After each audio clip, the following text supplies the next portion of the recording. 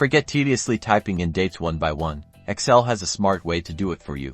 To autofill dates in Excel, start by entering your first date in a cell. For example, I'll enter January 1st, 2024 in cell A1.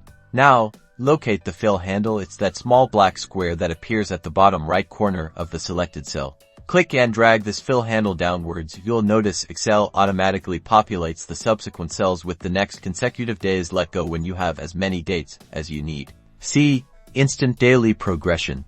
But what if you need to fill in dates with different intervals, like weekly?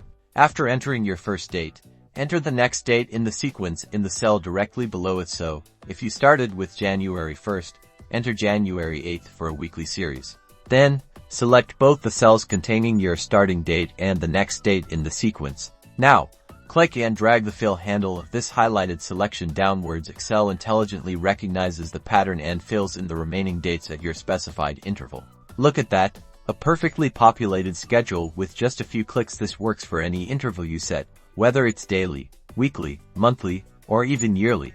Master this simple trick to save yourself hours when creating timelines, schedules, or any report that requires a series of dates. You can find more #Excel tips and #spreadsheet tricks right here at your fingertips.